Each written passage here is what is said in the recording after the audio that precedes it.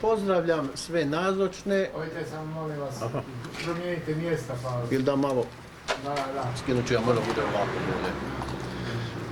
Pozdravljam sve nazočne. Drago mi je da smo se ovdje na ovoj današnjoj presici našli po drugi puta, da to uvijek ispred kriznog stožera Karlovačke županije ne bude baš u Karlovcu, nego da ponekad bude tu i kod nas u Ogulinu. Od kako se nadvio crni oblak koronavirusa nad lijepom našom, tako smo mi započeli sa svojim prilagodbama novonastaloj situaciji. Naša bolnica je u mirno doba imala 100-tinjak ležajeva i negdje oko 320 zaposlenih djelatnika.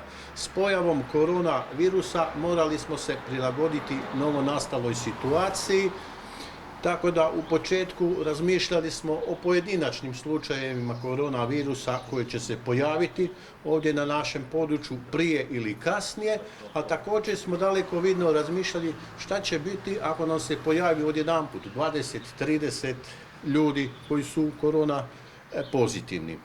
U dogovoru sa Karlovačkom županijom, odnosno sa Karlovačkom bolnicom, napravili smo strateški plan koji je malo prije gospođa zamjenica župana, gospođa Vesna, iznijela.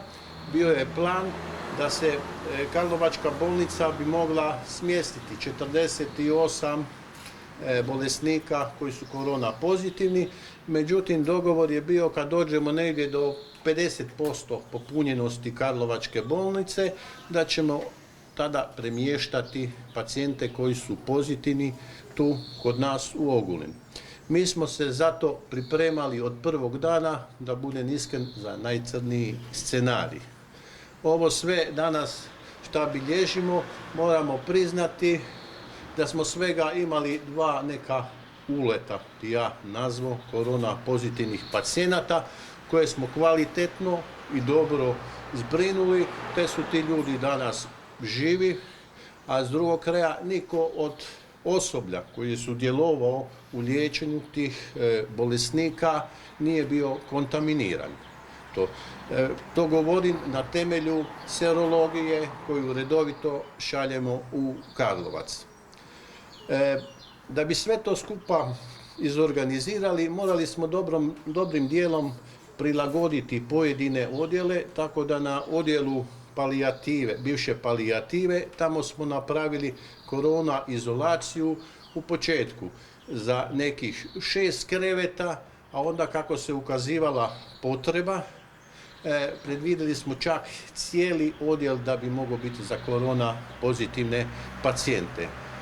Osmislili smo ambulantu za nejasna febrilna stanja, koje smo također smjestili na palijativu, tako suspektni pacijenti se dole pregledavaju, tu im se prave brisevi i ti brisevi se šalju u Zagreb. Ti brisevi budu obično u nekakvom roku od 12 sati završeni, te tada te pacijente koji su nam suspektni ili otpuštamo kući ili ih primamo u odjel. Uglavnom znamo da su negativni i da ih slobodno možemo zbrinjavati. Trenutačno u korona izolaciji imamo jednu pacijenticu za koju je pred nekih pola sata stigao nalaz da je negativna, tako da će i ona biti tokom dana preseljena na interni odjel.